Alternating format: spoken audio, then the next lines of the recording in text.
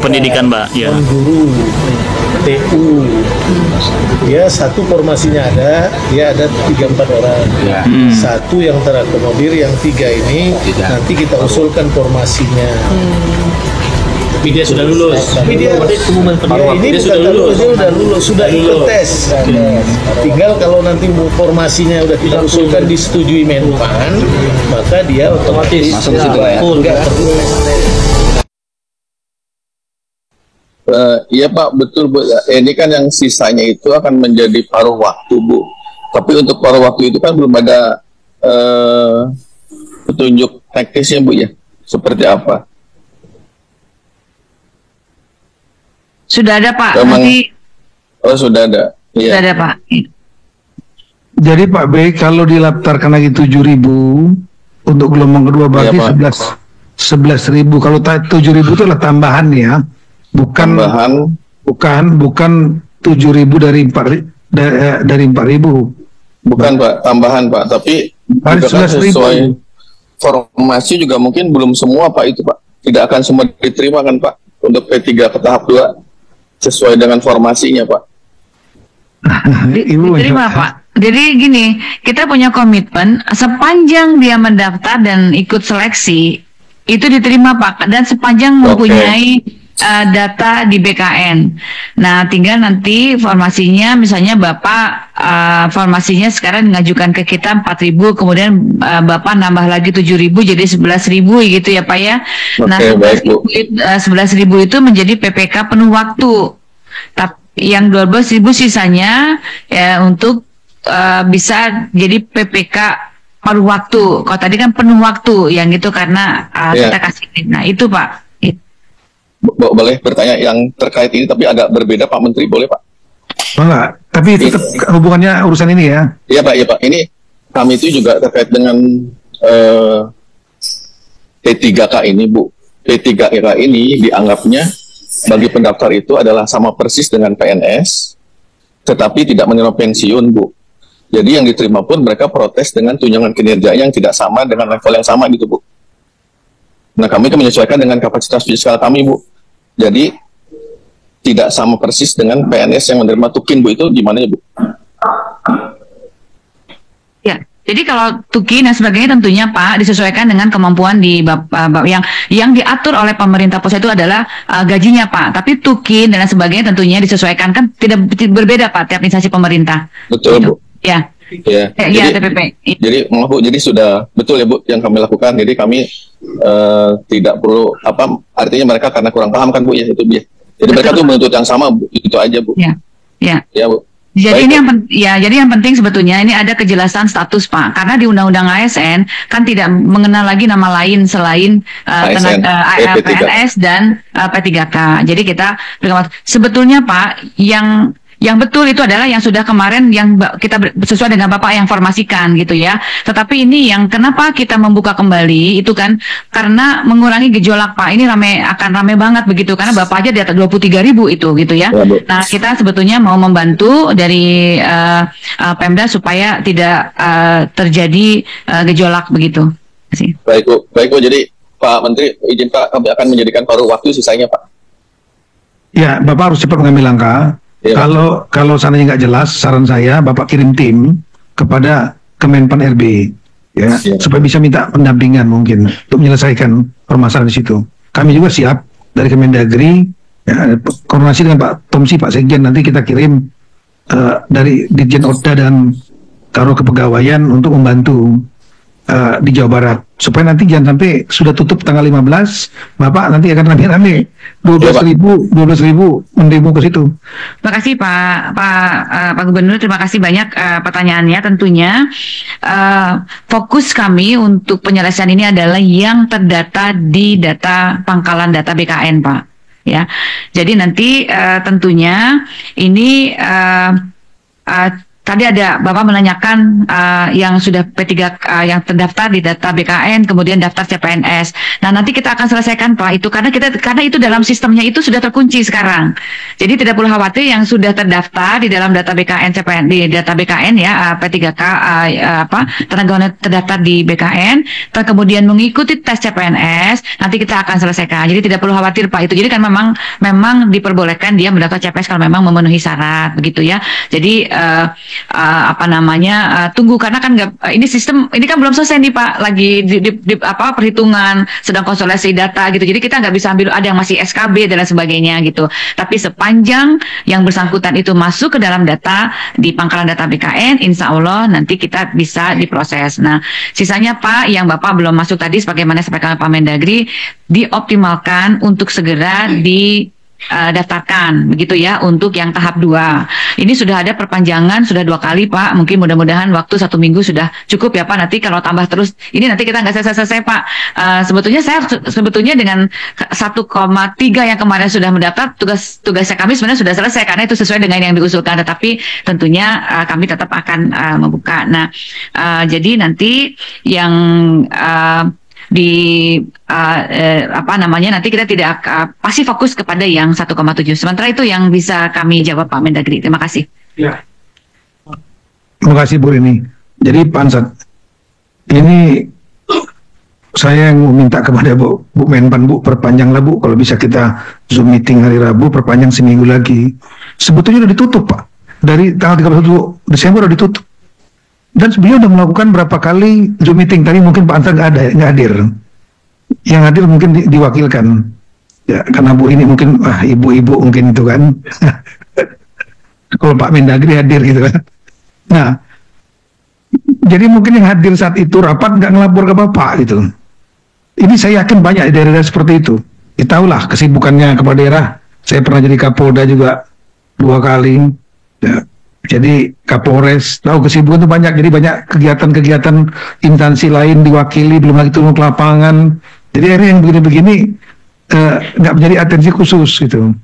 Sebetulnya kalau saat itu sudah di warning untuk sudah diperpanjang dari tanggal 31 Desember, perpanjang tanggal 7, itu kalau udah bergerak sudah selesai ya mungkin. Tapi ya karena mungkin informasi masuk ke kepala daerah nggak lengkap. Nah, sekarang ketika ada situasi seperti ini, berikut datanya kita tampilkan.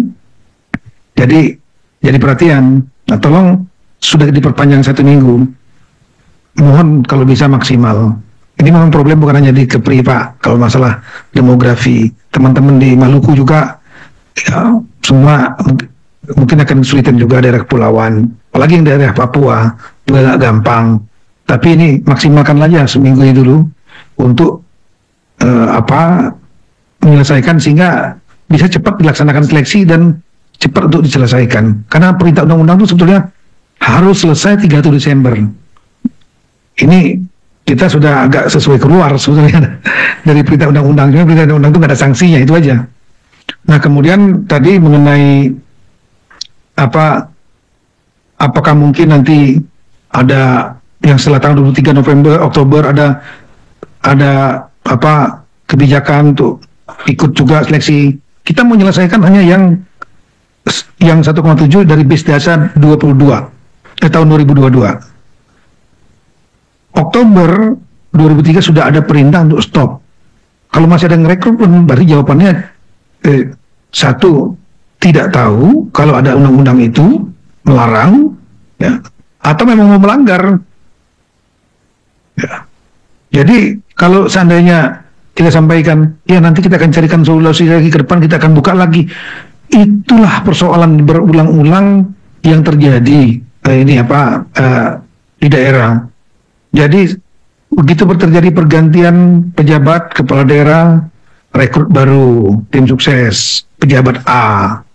Kemudian begitu pilkada diganti kepala daerahnya B, Bapak B atau Ibu B, Bapak B, kemudian mentenaga honorerkan tim suksesnya yang lama masih tetap bertahan, ditambah lagi nanti titipan pejabat-pejabat segala macam masuk untuk menjadi tenaga honorer, dan itu bertumpuk-tumpuk jadilah 1,7 juta orang itu.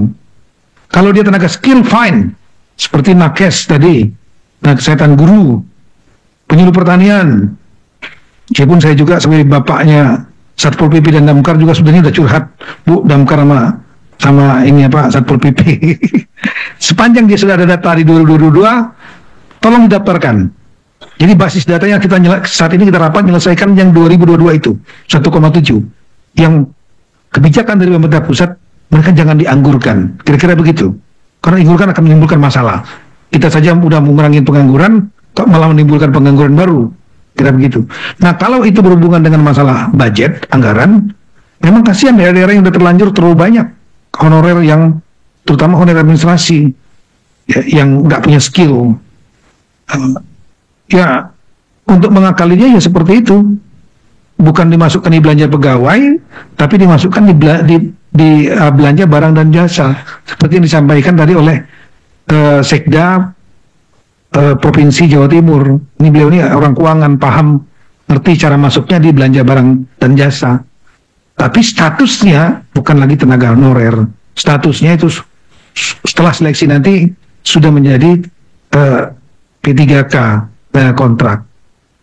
Saya kira itu Bapak sekalian. Kami menekankan beberapa hal. Yang pertama, ini rapat ini adalah sebagai wake up call bagi yang daerah-daerah yang belum memahami ada masalah yang akan jadi bom waktu. Kita ingatkan sekarang. Dan ada perintu yang dibuka oleh Ibu Menpan RB untuk memperpanjang pendaftaran sampai 15 Januari. Kemudian yang kedua, spesifik ada beberapa daerah yang saya sebutkan tadi, ya, yang terjadi selisih karena tidak mendaftarkan, itu harus dicarikan jalan keluar, didaftarkan mereka. Sepanjang ada datanya. Ya, termasuk yang 0 tadi.